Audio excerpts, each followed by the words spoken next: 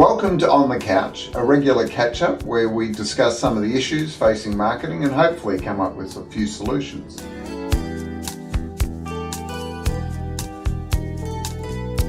Today on the couch I'm joined by Julian Barrans, who is a senior consultant with Trinity P3 in Southeast Asia. Welcome, Julian. Great to be here, Darren.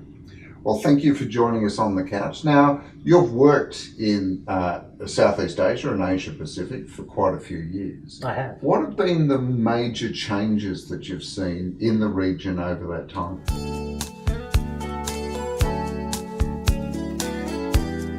Okay, to put things into perspective, I first worked in Asia in 1991. So if I think back to those days, the biggest difference I can see is a massive change in the quality of the agency networks, the big guys, the big Western networks in particular, and how they are offering a really credible offering now. That change, what has been the impact that that's had on marketers in the region?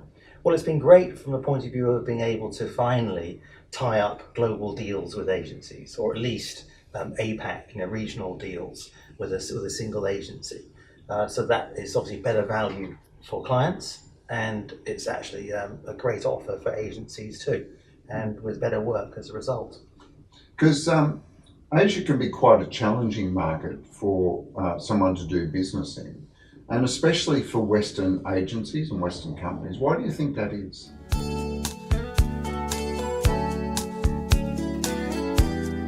Asians are generally more nervous around relationships, and they value them more. Obviously, relationships are important with everyone around the world, but more so in Asia. And the downside of that close relationship is you can get a fair high level of cronyism, where marketers will be giving work to their friends in different agencies, not necessarily giving work to the agencies that deserve it and best suit the needs of the clients.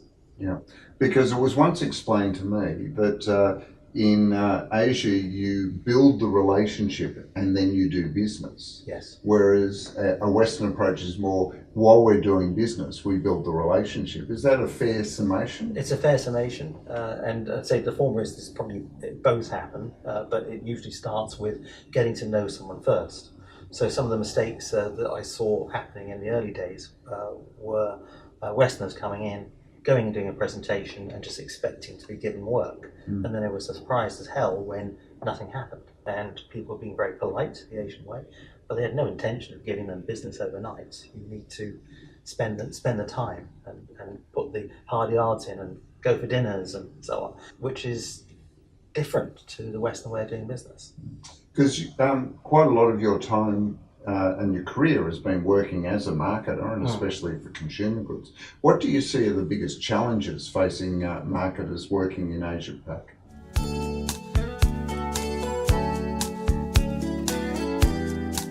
I think the challenges they're facing in APAC are similar to the ones that are being seen around the world, in terms of the explosion around sort of different digital media, for example.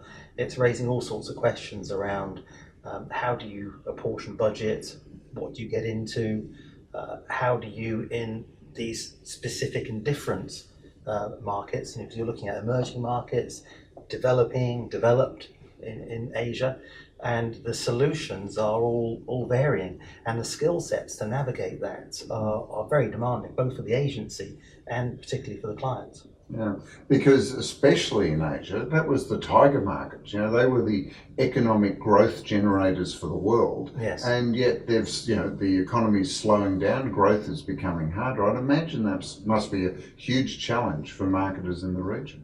Yes, you're absolutely right. Just as the overall business head will be having the demands of, Asia is where we expect to get the growth, given that the US and Europe have slowed down so much. So there's more pressure on Asia to drive growth and profit. In the old days, you could get away with growth without any profit, but it's very much about wanting both, as that's bolstering up the global businesses and often representing 20+% of their revenue and profit now. So with that, the pressure on marketers to get better value out of their budget and to ensure they're getting acceptable ROI Yep. is increasing. And that's driving a lot of the change in Asia around how they're looking at agencies and the tools they bring to bear. And that's expressed by the fact that we've noticed there's an incredible amount of agency pitches happening in the region. In fact, probably more active than many regions around the world. So what do you think is actually driving that?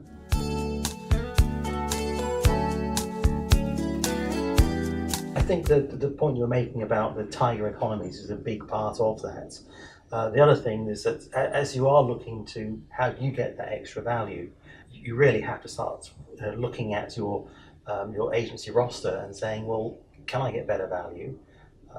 And that's creating a lot of challenge for some of the local marketers who are finding that fights in the face of cronyism and wanting to just reward their friends.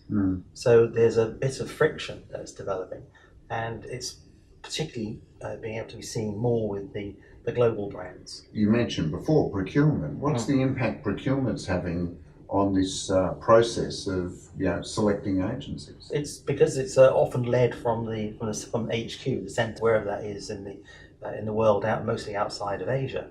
That is driving a common system to wanting fair value from the agency that's being chosen. So the challenge for the marketer there is to make sure they're balancing the fair value and not being the cheapest, because you also need quality and the right service level and the range of services being delivered as part of the overall solution. But either way you look at it, it's got to be good for the clients and the agencies in APAC to be going through that experience, because it's going to make it more professional. So what do you think are some of the negative impacts of regularly reviewing your agency or regularly taking your agency arrangements to market? Yeah, it's an interesting one in that where you've got markets that are built up around these relationships and tenures that they expect to go on for a long time. And then you have procurement systems that say, we're going to review every 3 years. It starts to, if you like, devalue the relationship, and it causes some friction. And change is not always in the best interests of the client and the agency. If the agency and client have a very strong relationship and it's an open and transparent one and the work is very, very good, there isn't actually a need to massively disrupt that and say move away. You would more want to say, how do we continue to nurture that and build on it? Because when you do change an agency, it's very rarely that in the first year that wonderful things happen, because you're still getting to know each other. So you've only got 2 years left in a lot of those situations. Or less in some cases. Or less. So I think as usual, it should be a half of one and 6 of the other in terms of what's the best way to go forward. I think pragmatism has to come into play rather than just hard and fast rules. So if, and having been a marketer, if you're a marketer looking to take your agency or go to market to select an agency, what advice would you give them at the moment?